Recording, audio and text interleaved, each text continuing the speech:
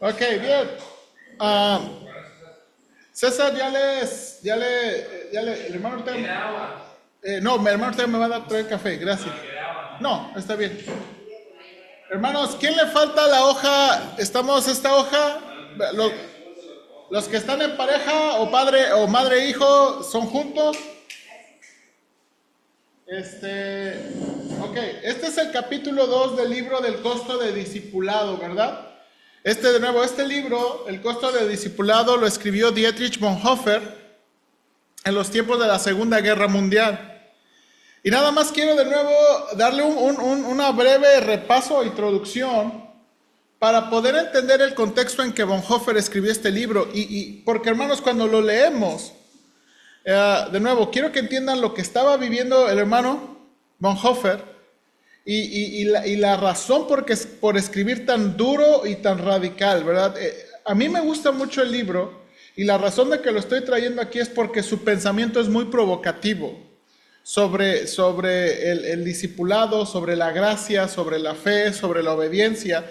Y vamos a entrar en un capítulo que tiene que ver mucho con la fe y la obediencia, pero déjame nada más darle un repasito de lo que pasa del mundo de Bonhoeffer. Comenzamos aquí. Alemania, después de la Primera Guerra Mundial, hermanos, como sabemos, fue derrotada y perdió territorios, debía pagar enormes reparaciones, millones murieron o quedaron heridos, y la economía, hermanos, de Alemania colapsó. En 1918 la economía de Alemania colapsó. En 1918 Bonhoeffer tenía 12 años. Okay, él nació en 1906, cuando la Primera Guerra Mundial terminó, Bonhoeffer tenía 12 años. Lo que sucedió, hermanos, después de la Primera Guerra Mundial fue una fuerte crisis económica.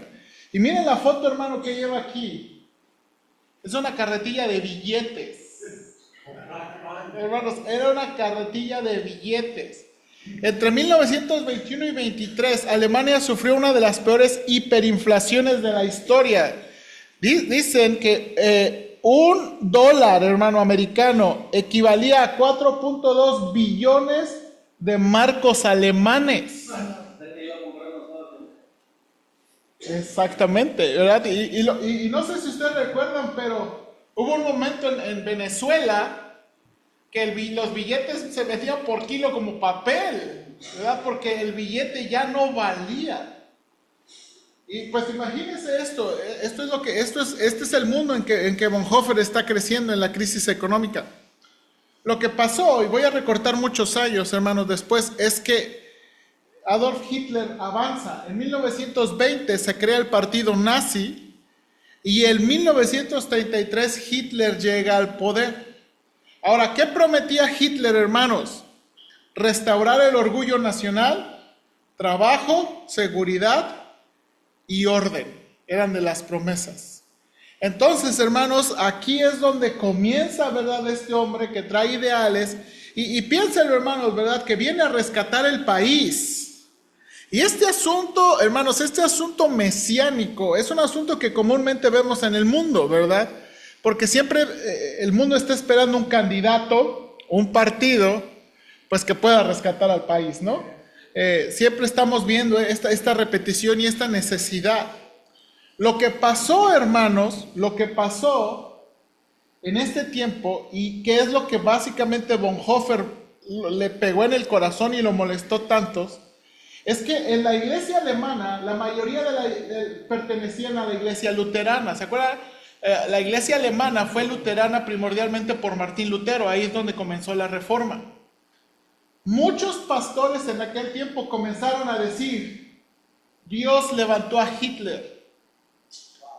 El nacionalismo es compatible con el evangelio. La obediencia al Führer es la voluntad de Dios.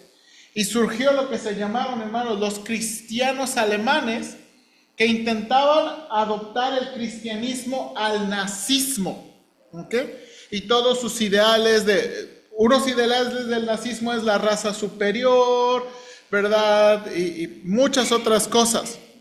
Lo que surgió, hermanos, en contra de la iglesia de los cristianos alemanes y de la iglesia alemana, se llamó la iglesia confesante.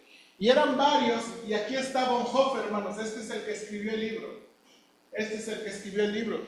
Y la iglesia, los principales líderes de la iglesia fueron Karl Barth, Martin Niemöller y Dietrich Bonhoeffer. Ellos escribieron, hermanos, una declaración, y en la declaración, hermanos, básicamente decían, la iglesia pertenece únicamente a Jesucristo. ¿Okay? Y lucharon fuertemente e intensamente, ¿verdad?, con lo que estaba pasando. Hermanos, Bonhoeffer murió de 39 años, mi edad. Hermanos, lo colgaron a los 39 años, la edad que yo tengo. Pero él, hermanos, tuvo un papel muy activo en su tiempo como pastor de los 27 a los 36 años. Fue en ese tiempo, hermanos, donde estuvo muy activamente, mucho de su pensamiento, mucho de lo que escribió, fue en ese periodo.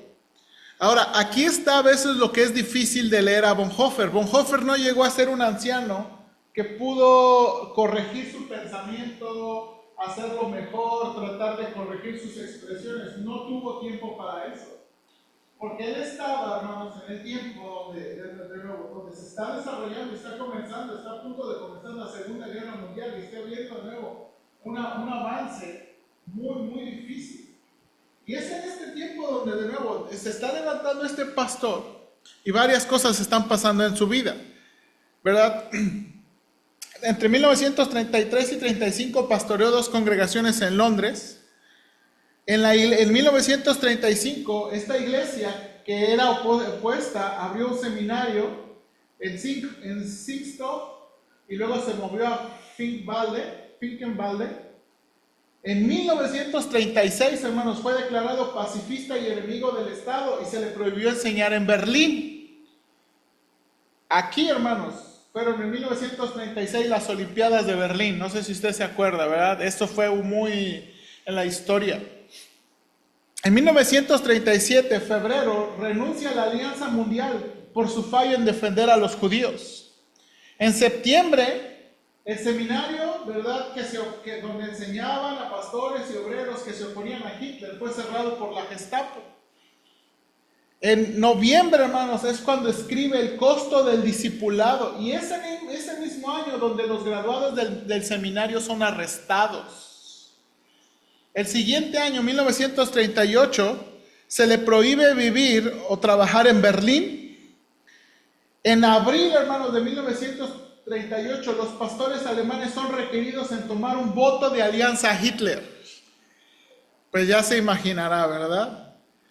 Y en septiembre escribe Vida Conjunta o Vida en Comunidad, así se llama ese libro. Y estos 2 libros, hermanos, los está escribiendo en sus 32 años. Él está escribiendo estos 2 libros entre sus 31 y 32 años. De nuevo, él es muy joven como pastor, pero él está reaccionando al tiempo en que está viviendo. Entonces, al leerlo, hermanos, quiero que piensen esto, y este es el trasfondo, porque no estamos pensando en un hermano que tiene la capacidad de repensar mucho en lo que está escribiendo. Él está escribiendo por una necesidad muy urgente que él está viendo. Y es en este sentido y en este contexto que estamos leyendo este libro del costo de discipulado. De nuevo, que provoca mucho al pensamiento. Y ahí, hermanos, comenzamos el capítulo 2. El capítulo 1 fue este asunto de la gracia barata, ¿se acuerda? Le llamaba la gracia barata, la gracia, ¿verdad? El perdón sin arrepentimiento, ¿verdad?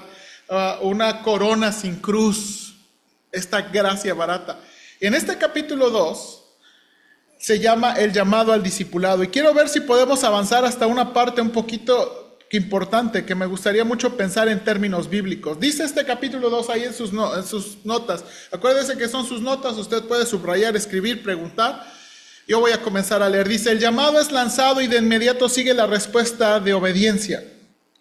La respuesta de los discípulos es un acto de obediencia, no una confesión de fe en Jesús.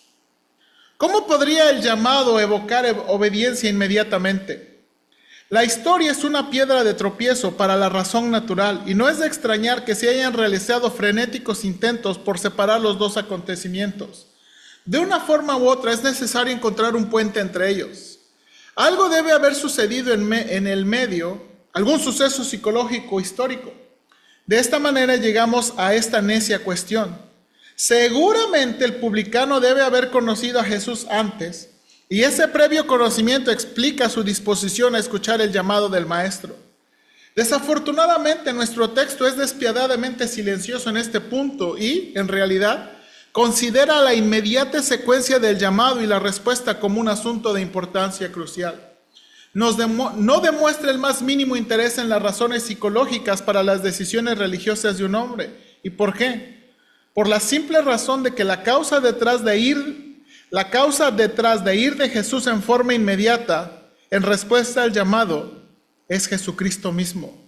Es Jesús quien llama, y porque es Jesús, Leví lo sigue inmediatamente. Este encuentro es un testimonio de la absoluta, directa e inexplicable autoridad de Jesús. No hay necesidad de ningún preliminar y no hay ninguna otra consecuencia, sino obediencia al llamado. Porque Jesús es el Cristo, tiene la autoridad de llamar y de mandar obediencia a su palabra. Jesús convoca a hombres para seguirlo, no como un maestro o un molde de buena vida, sino como el Cristo, el Hijo de Dios. En este breve texto, Jesucristo y su pedido se proclaman a los hombres. No se da ni una sola palabra de alabanza al discípulo por haber decidido por Cristo. No se espera que contemplemos al discípulo, sino únicamente a aquel que llama y a su absoluta autoridad. De acuerdo con nuestro texto, no hay camino a la fe o el discipulado. No hay otro camino, sino solamente obediencia al llamado de Jesús. Y esto, hermanos, una pausa aquí. Esta es la tesis del capítulo 2. La obediencia al llamado de Jesús. Porque mire cómo empieza este capítulo. La respuesta de los discípulos es un acto de obediencia, no una confesión de fe en Jesús. ¿Verdad? No, porque muchas veces nosotros preguntamos, ¿verdad? ¿Y cuándo aceptaste a Cristo? ¿Cuándo confesaste a Cristo? Y una cosa es nuestra confesión, pero otra cosa es nuestra obediencia y el resultado a la fe. Eso es lo que Bonhoeffer está escribiendo en este capítulo. Continuamos leyendo, dice, ¿y qué nos informa el texto sobre el contenido del discipulado? Sígueme, corramos juntos, tú detrás de mí. Eso es todo. Seguir en sus pasos es algo vacío de todo contenido.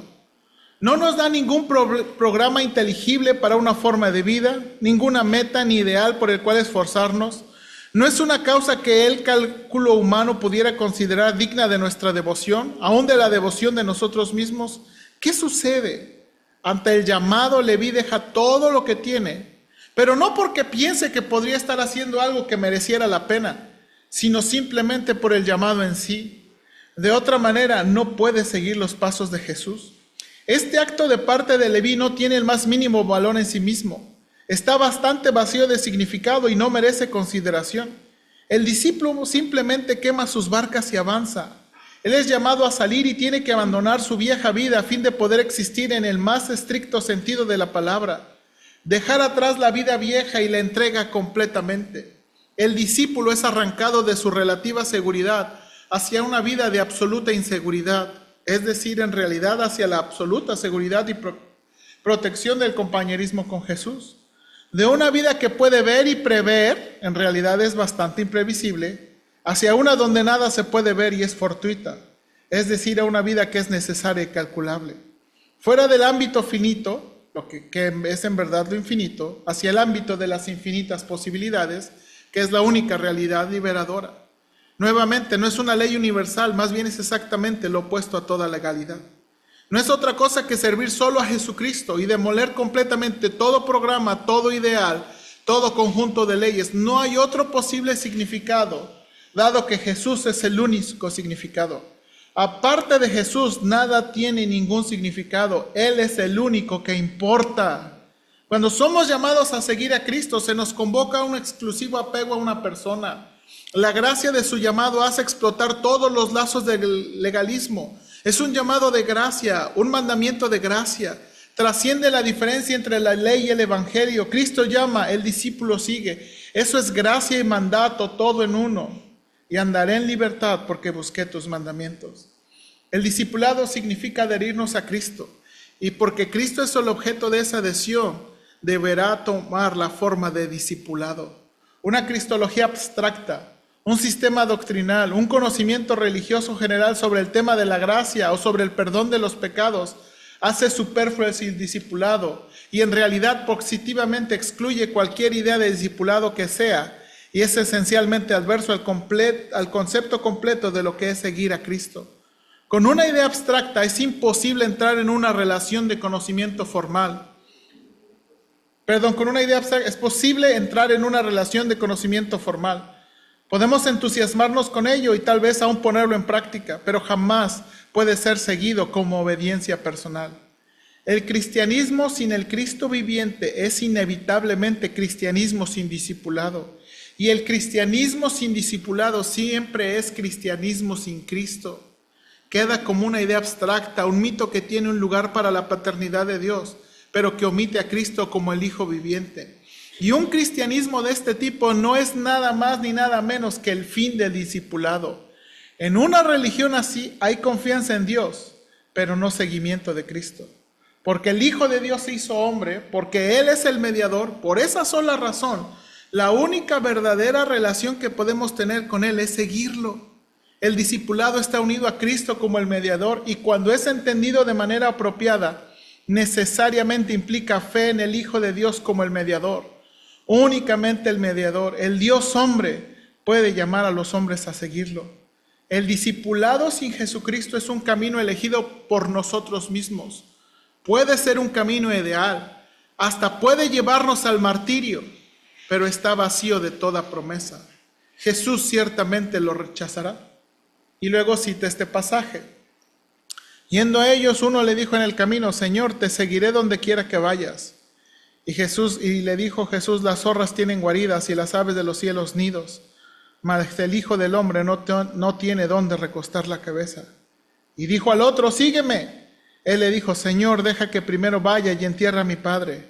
Jesús le dijo: deja que los muertos entierren a sus muertos, y tú ve y anuncia el reino de Dios. Entonces también dijo otro: te seguiré, Señor, pero déjame que me despida primero de los que están en mi casa. Y Jesús le dijo: ninguno que poniendo su mano en el arado mira hacia atrás es apto para el reino de Dios. El primer discípulo se ofrece a seguir a Jesús sin esperar a ser llamado. Jesús apaga su ardor al advertirle que no sabe lo que hace. En realidad es bastante incapaz de saberlo. Ese es el significado de la respuesta de Jesús. Le muestra al posible discípulo qué implica la vida con él. Escuchamos las palabras de quien está camino a la cruz, cuya vida completa está resumida en el credo de los apóstoles con la palabra sufrió. Ningún hombre puede elegir una vida así para sí mismo. Ningún hombre puede llamarse a sí mismo a un destino así. Le dice Jesús y su palabra queda sin respuesta. El abismo entre una oferta voluntaria para seguir y un genuino discipulado es claro. Pero donde Jesús llama, Él hace de puente sobre el abismo más grande. El segundo posible discípulo quiere enterrar a su padre antes de comenzar a seguirlo. Está retenido por las restricciones de la ley. Sabe qué quiere y qué debe hacer. Déjenle primero cumplir con la ley y luego déjenle seguirlo. Una clara ordenanza legal actúa como una barrera entre Jesús y el hombre que Él ha llamado. Pero el llamado de Jesús es más fuerte que el de la barrera. En este momento crítico, a nada sobre la tierra, sin importar lo sagrado que sea, debe darse lugar para que se le interponga entre Jesús y el hombre que Él ha llamado. Ni siquiera la ley misma. En este momento, como nunca antes, y aquí lo subrayé con rosa, la ley debe ser quebrada por el nombre de Jesús, porque pierde todos sus derechos si actúa como barrera para el discipulado. Una pausa. ¿Está bien ahí el hermano Bonhoeffer? Medio cañón para la época en que estaba. No, ahora ahorita, ¿no? Porque como que cambia toda la manera de compartir uno de lo que yo esto no lo había pensado, pero ya le oye, bueno, no estoy leyendo, ¿no? Es cierto, tiene razón, es cierto. Entonces, yo nosotros inclusive cuando compartimos el Evangelio, yo nunca lo había visto así, como una cosa, pero tiene razón. Yes. Si cuesta trabajo ahorita, está difícil, Sí, ahora, nota, el hermano Bonhoeffer tiene un problema con esto. Porque hay una iglesia que sabe mucho, que dice mucho, que confesa mucho, pero en la práctica es una cosa diferente. Es lo que no puede entender. Cómo los grandes teólogos pueden estar siguiendo a alguien de adverso. Entonces, es lo que su mente está. ¿Cómo alguien puede preferir seguir a un Führer que seguir a Cristo? Ahora, específicamente en este asunto, hermanos, él está interpretando, ¿verdad? Esta escena en los evangelios, donde dice un hombre, deja que vaya primero y entierre a mi padre. Y él dice, se tiene que desobedecer la ley. La pregunta es, ¿eso realmente quiso decir el Señor? El Señor estaba animando a desobedecer la ley porque así lo escribe. La ley debe ser quebrada por el nombre de Jesús. O sea, ¿realmente el Señor estaba pidiendo romper la ley? No. Ahora, usted nunca va a encontrar en los mandamientos del Antiguo Testamento que verdad que está un mandamiento, ok, necesitas ir a enterrar. ¿Qué es lo que había pasado, hermanos? ¿Qué es el contexto y el trasfondo de lo que le está diciendo esta persona? ¿Alguien se acuerda? Que ellos estaban poniendo mandamientos encima de la ley y ellos le llamaban ley a eso. La misma y la tradición de la ley. Pero ¿qué era la explicación de eso? ¿Qué es lo que estaba diciendo? Es que los muertos lloran a sus muertos, los vivos vamos a seguir aquí. Pero ¿qué era el pero? El sentido estricto de la palabra es que los muertos, o sea que los que no tienen vida, o sea que no tienen vida porque realmente no están salvos, no tienen la vida eterna, los muertos que tienen a sus muertos. No tanto así, No, porque no están salvos, no tienen vida eterna y están muertos. No, ok, déjeme decirle, lo que hay atrás de esto es, los judíos muchas veces querían estar en su casa hasta que sus padres murieran. Porque de nuevo tenían que honrarlos. Entonces, lo que le está diciendo este segundo discípulo, lo que le está diciendo es, Señor, mira, sí te voy a seguir, sí te quiero seguir, pero dame chance que primero, de nuevo, déjame cuidar a mis padres hasta que ellos mueran, los entierre y ya después te voy a seguir. Porque ahora, no vemos ninguna ley del Antiguo Testamento que haga eso o que diga eso. Aquí, o sea, por lo que lee uno aquí en esta cultura, dice, se murió el amigo y lo voy a enterrar, pero no teníamos ese, porque sí es necesario tomar en cuenta los usos y No está hablando de un funeral. Sí. O sea, él no está pidiendo, Señor, dame chance de ir al funeral. No, él está pidiendo, déjame encargarme de la responsabilidad que tengo con mi padre según la ley y mi cultura. hasta que se muera. Por eso el Señor está diciendo, deja que los muertos. No, porque él dijo, deja a los muertos que entierren los muertos. Él sabía que él estaba diciendo que su padre estaba muerto. No necesariamente. Bueno, ahora, Yo lo tomaba como una cosa espiritual, o sea que espiritualmente estaban muertos, entonces También muertos, o sea que hiciste su espiritual y físico. ahora, sí. Ahora, déjenme continuar. Dice aquí, entonces, de nuevo, creo que ahí el hermano escribió y aquí está lo radical que él escribe. De nuevo, entonces creo que el hermano malinterpretó, pero miren cómo lo escribió. Luego, siguiente, por lo tanto, Jesús emerge en este punto como oponente a la ley y ordena a un hombre seguirlo. Solamente Cristo puede hablar de esta manera, Él solamente tiene la última palabra. Su posible seguidor no puede dar cosas contra la religión, es llamado esta gracia, es irresistible. ¿Por qué está escribiendo eso? Porque es, de nuevo, luterano. El tercer posible discípulo, igual que el primero, piensa que seguir a Cristo significa que Él debe hacer el ofrecimiento por iniciativa propia, como si fuera una carrera que hubiera planificado para sí mismo. Hay, sin embargo, una diferencia entre el primer posible discípulo y el tercero, porque el tercero es lo suficientemente arrojado para estipular sus propios términos. ¿Se acuerda? El primero dice, Señor, te seguiré. El tercero dice, Señor, te seguiré, pero primeramente, ¿se acuerda? Deja que vaya y me despida de los de mi casa. Y aquí es lo donde va a decir. Dice, afortunadamente, sin embargo, se ubica a sí mismo en una inconsistencia que no tiene salida. Porque aunque está lo suficientemente listo para unir su suerte con Jesús, levanta una barrera entre él y el Maestro. Primero, permíteme. Él quiere sugerir, pero se siente obligado a insistir en sus propios términos. El discipulado para él es una posibilidad que únicamente puede hacerse realidad cuando se han cumplido ciertas condiciones. Esto es reducir el discipulado al nivel del entendimiento humano. En primer lugar debe hacerse esto y luego debe hacerse aquello. Hay un tiempo exacto para todo. El discípulo se ubica a sí mismo a disposición del maestro, pero al mismo tiempo retiene el derecho a dictar sus propios términos. Pero entonces el discipulado ya no es más discipulado, sino un programa nuestro que se acomoda para adecuarse a nosotros y para juzgarlo de acuerdo con los estándares de la ética racional. El problema de este posible tercer discípulo es que en el mismo momento que expresa su voluntad de seguir, deja de querer seguir completamente. Al hacer el ofrecimiento en sus propios términos, altera la posición completa porque el discipulado no puede admitir ninguna condición que podría interponerse entre Jesús y nuestra obediencia a Él. Por lo tanto, el tercer discípulo se encuentra enfrentado a sí mismo, no solamente con Jesús, sino también consigo mismo.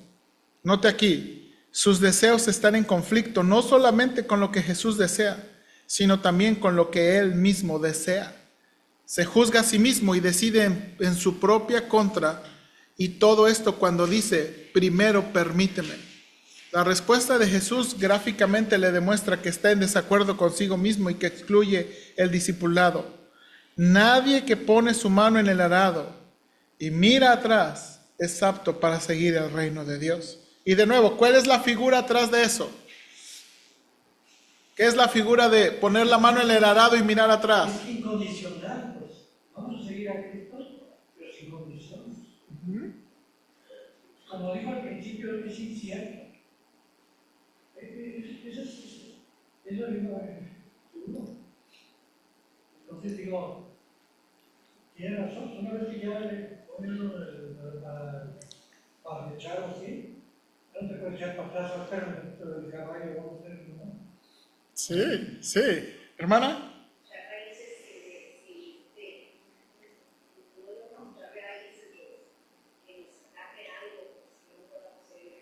Sí. Creo que es eso. Entonces, de nuevo, el hermano aquí está pensando en el asunto del discipulado. Dice, el llamado de Jesús es el llamado al discipulado. Y la respuesta debe ser una respuesta inmediata. No es una respuesta que calcula, que piensa, que dice. Como estos hombres, ¿no?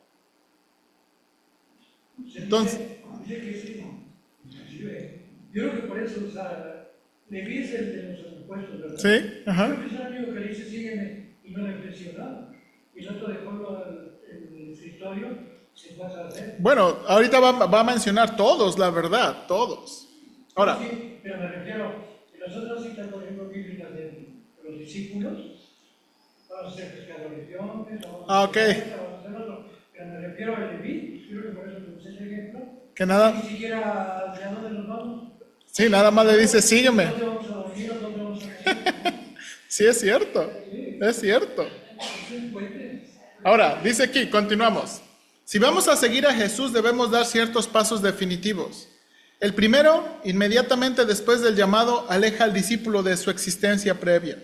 El llamado a seguir de inmediato produce una nueva situación. Quedarse en la vieja situación hace que el discípulo sea imposible. Leví debe dejar el cobro de impuestos y Pedro sus redes a fin de seguir a Jesús. Uno podría pensar que no era necesario hacer algo tan drástico en una primera etapa. ¿No podía Jesús haber iniciado al publicano en algún tipo de experiencia religiosa nueva y dejarlo como estaba antes? Podría haberle hecho si no hubiera sido el Hijo de Dios encarnado. Pero dado que es el Cristo, debe dejar claro desde el principio que su palabra no es una doctrina abstracta, sino la recreación de la vida entera del hombre. La única manera correcta y apropiada es bastante literal. irse con Jesús. El llamado a seguir implica que existe una única manera de creer en Jesucristo, y esta es dejar todo e irse con Él, el Hijo de Dios encarnado. El primer paso ubica al discípulo en la situación en donde la fe es posible. Si se niega a seguir y se queda atrás, no aprende cómo creer. El que es llamado debe salir de su situación en la cual no puede creer, hacia una situación en la cual, primero y principal, la fe es posible. Pero este paso no es el primer nivel de una carrera. Su sola justificación es que lleva al discípulo al compañerismo con Jesús, quien será victorioso. En tanto que Leví se siente para recibir los impuestos y Pedro tome sus redes, ambos podrían continuar con sus tareas honestamente y en obediencia, y los dos disfrutar de experiencias religiosas viejas y nuevas. Pero si quieren creer en Dios, el único camino es seguir a su Dios, a su Hijo encarnado. Hasta ese día todo había sido diferente. Podían permanecer en la oscuridad, continuar con su trabajo terrenal tranquilamente, cumplir con la ley y esperar la venida del Mesías. Pero ahora Él ya vino y lanzó su llamado. La fe ya no volvería a sentarse sentarse tranquilos y esperar. Deben levantarse y seguirlo. El llamado los libera de todo lazo terrenal y los liga únicamente a Jesucristo. Deben quemar sus naves y volcarse hacia una absoluta inseguridad a fin de aprender la demanda y el don de Cristo. De haberse quedado Leví en su puesto, Jesús podría haber sido su ayuda presente para los problemas, pero no el Señor de su vida entera. En otras palabras, Leví jamás hubiera aprendido a creer. ¿Se debe crear una nueva situación en la cual es posible creer en Jesús como Dios encarnado? Esta es la situación imposible en la cual todo está en juego, basado en la sola palabra de Jesús. Pedro tuvo que dejar el barco y arriesgar su vida en el mar a fin de descubrir tanto su propia debilidad como el omnipotente poder de su Señor. Si Pedro no hubiera aceptado el riesgo, jamás hubiera aprendido el significado de la fe. Antes de poder creer, tenía que desplegarse la absolutamente imposible y éticamente irresponsable situación sobre las olas. El camino a la fe pasa a través de la obediencia al llamado de Jesús. A menos que se demande un paso definitivo, el llamado se desvanece en el aire. Y si los hombres imaginan que pueden seguir a Jesús sin tomarlo, se engañan a sí mismos igual que los fanáticos. Es un procedimiento extremadamente peligroso distinguir entre una situación donde la fe es posible y la otra donde no lo es. Primeramente debemos darnos cuenta de que no hay nada en la situación que nos diga a qué categoría pertenece. Es solamente el llamado de Jesús lo que transforma en una situación donde es posible la fe. En segundo lugar, una situación donde la fe es posible jamás se puede demostrar desde el lado humano. El discipulado no es un ofrecimiento que el hombre le hace a Cristo. Es solamente el llamado el que crea la situación. En tercer lugar, esta situación no posee jamás ningún valor intrínseco ni mérito en sí misma. Es únicamente a través del llamado que recibe su justificación. Por último, aunque no lo menos importante, la situación en la cual la fe es posible por sí misma solamente resulta posible a través de la fe. La idea de una situación en la cual la fe es posible es solamente el camino para manifestar los hechos de un ejemplo en el cual las siguientes dos proposiciones son buenas e igualmente ciertas. Y todo ese párrafo difícil, aquí está.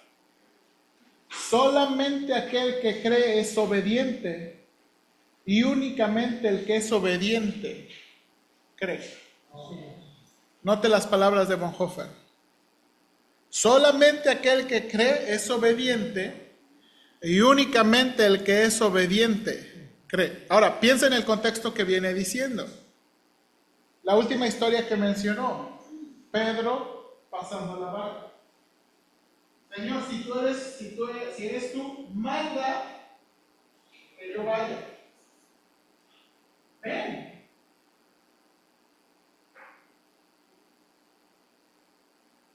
Y aquí es donde el pone, aquel que cree es obediente y avanza.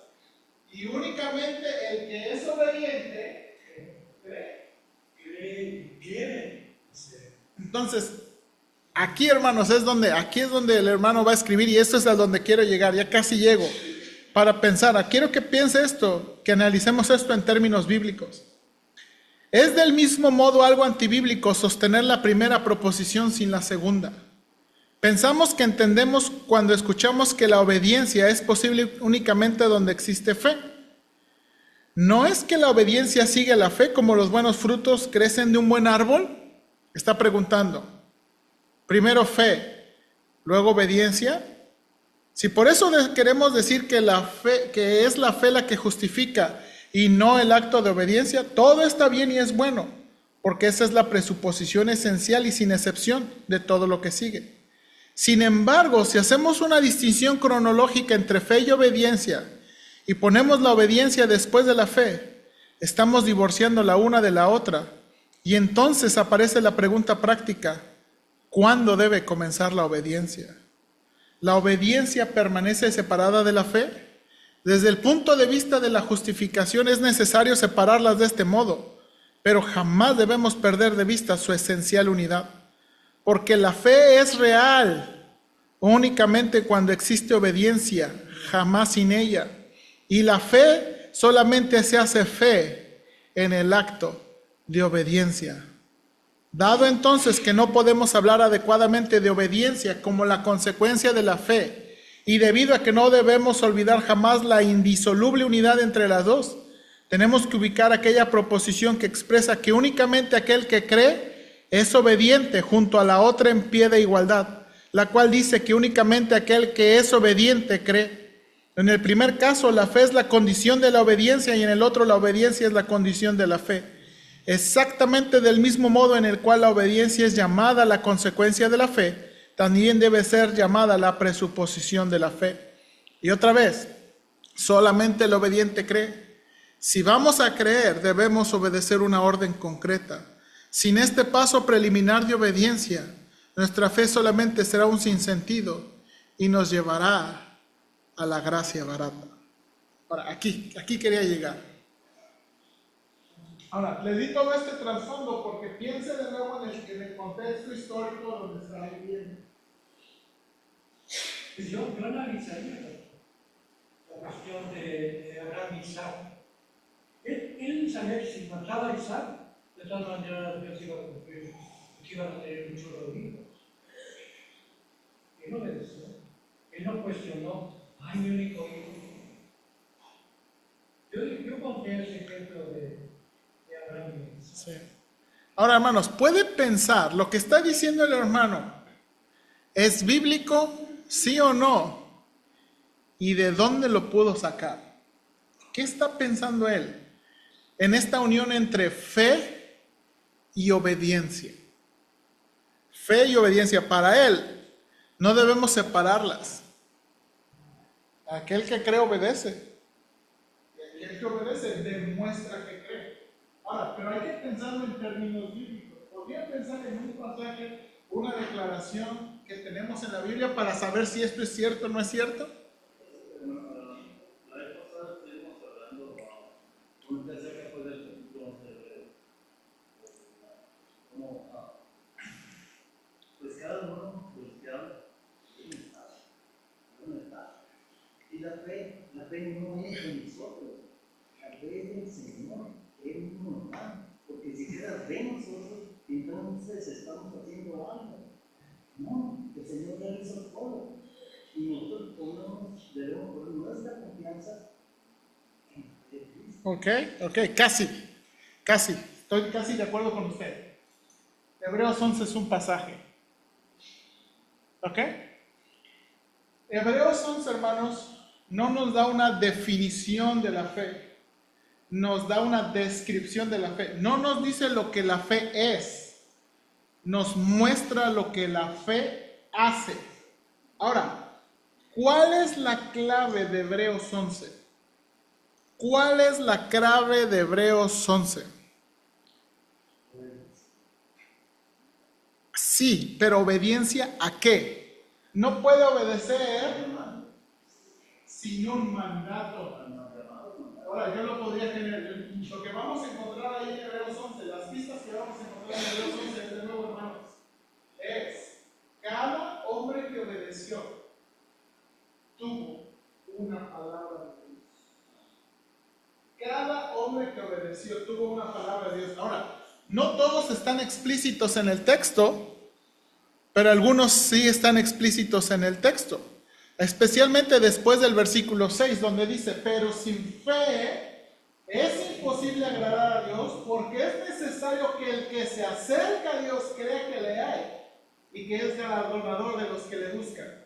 Aquí viene, miren, por la fe Noé, cuando fue advertido por Dios, ¿qué hubo aquí? Una advertencia. Pero hubo específicamente una palabra de Dios. Dios le dijo de cosas que aún no se veían. ¿Qué hizo?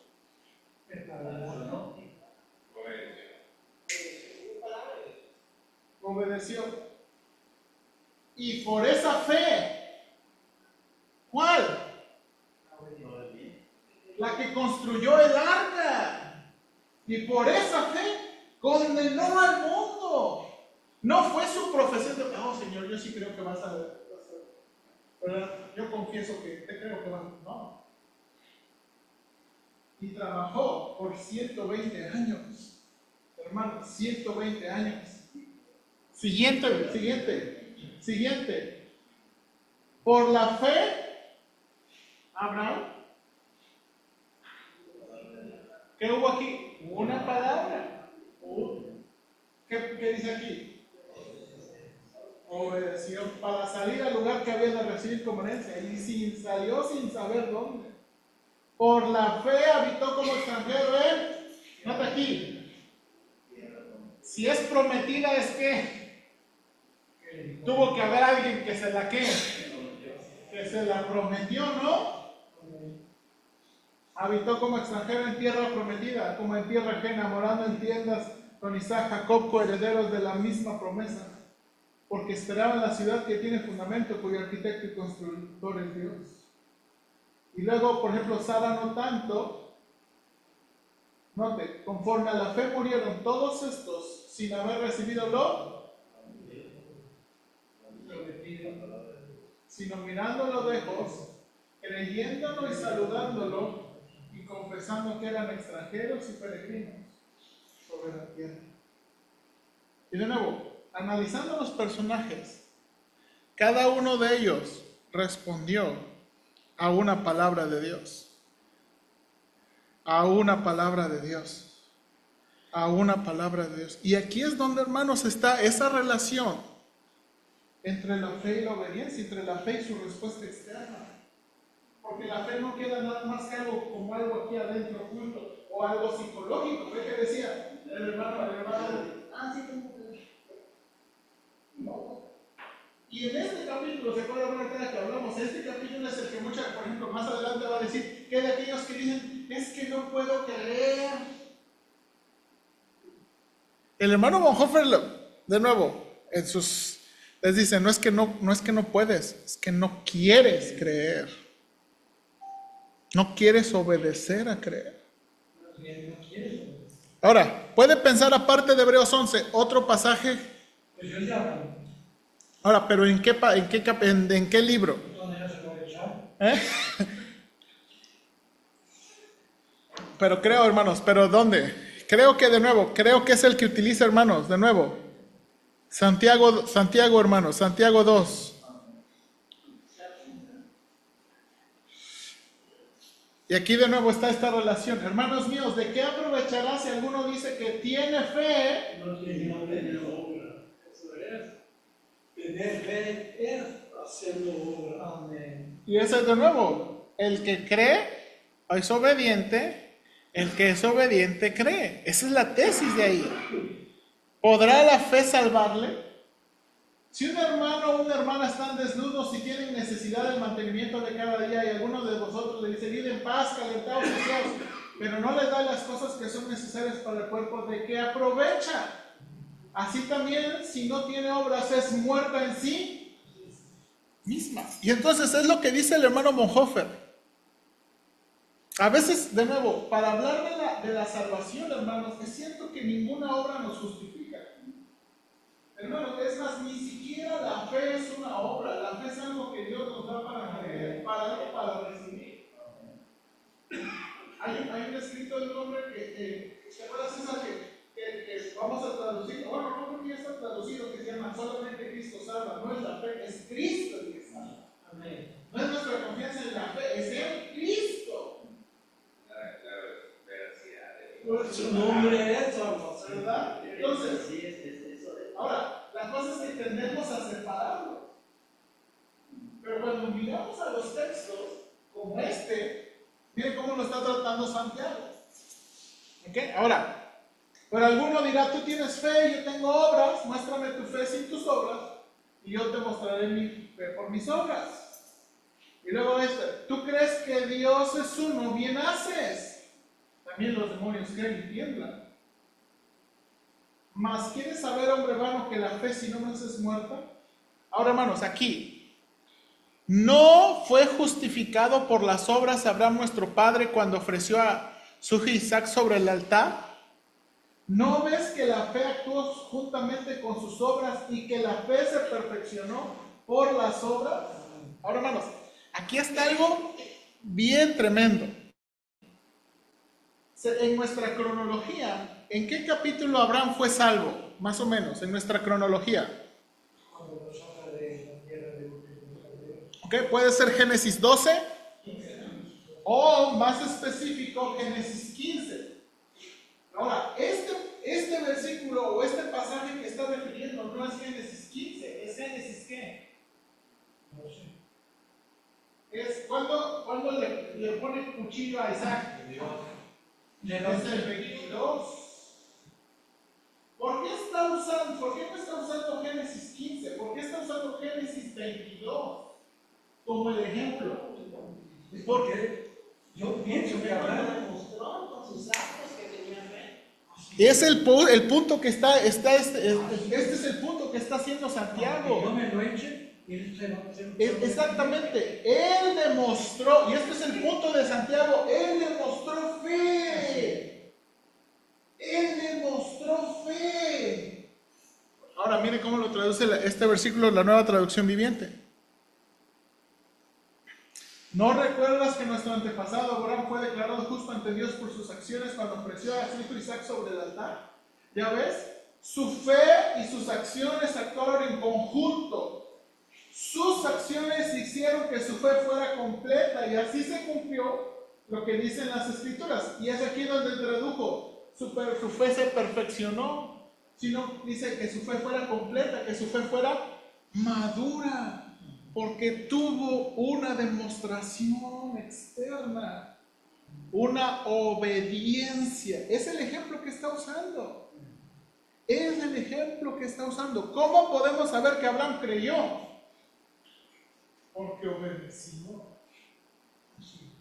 ¿Y por qué obedeció? Porque creyó. Este es el punto que está haciendo el hermano Bonhoeffer.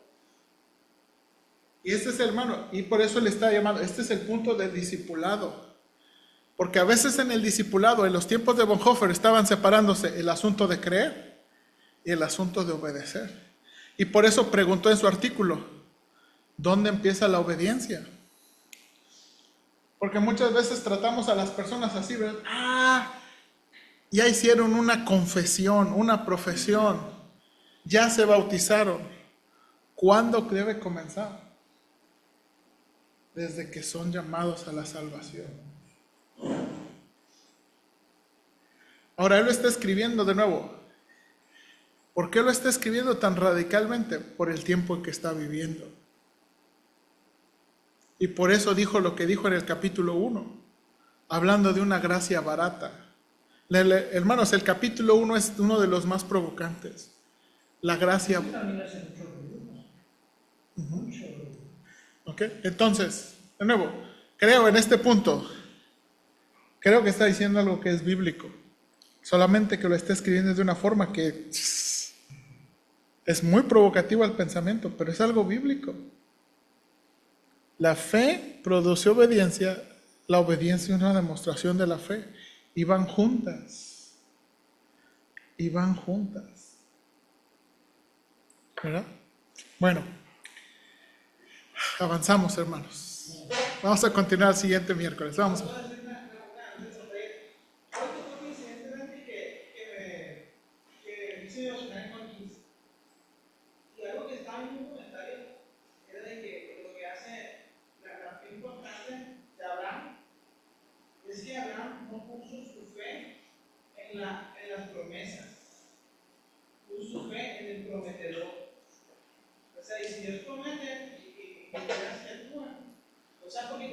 ¿dónde dijo?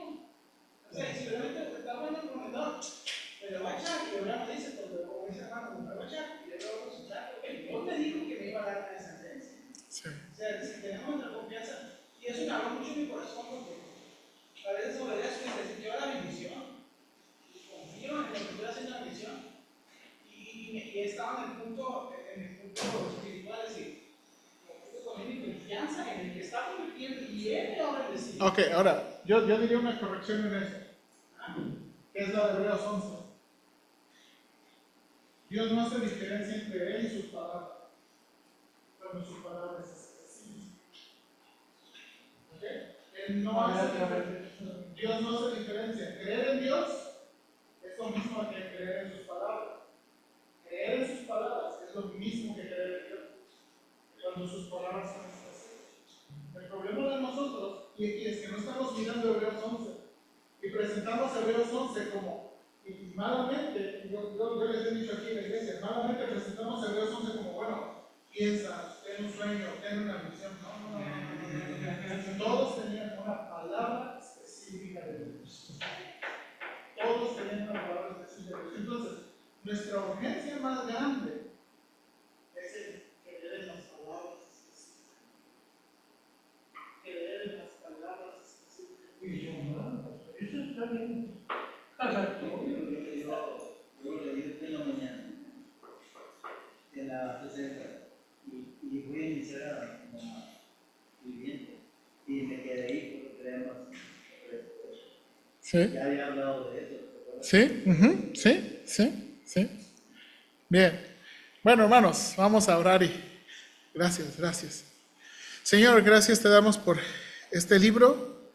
De nuevo, no estamos diciendo y no queremos comunicar que este libro es lo mejor, pero te damos gracias por el pastor Bonhoeffer, por habernos dejado algo que provoca nuestro pensamiento en cuanto a la necesidad de pensar en el discipulado y el costo del discipulado, y en pensar en una gracia costosa.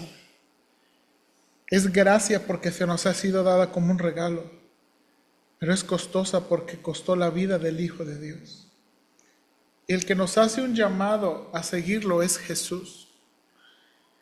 Hemos recibido un llamado de ser discípulos de Jesús, no discípulos del pastor y no discípulos de la Iglesia Bautista Cordero de Dios, son discípulos de Jesús. Ayúdanos, Padre, por favor, a seguirte a ti, a aferrarnos a ti. Ayúdanos, Señor, por favor.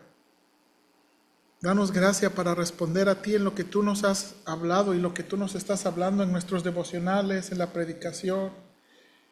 Ayúdanos a ser obedientes y creer en tus palabras, a hacer los ajustes, porque somos discípulos tuyos, porque el llamado es a seguirte a ti, a vivir para ti. Ayúdanos, Señor, por favor. Te damos gracias.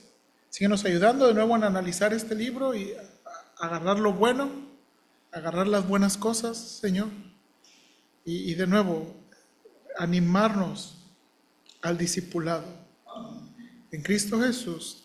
Amén.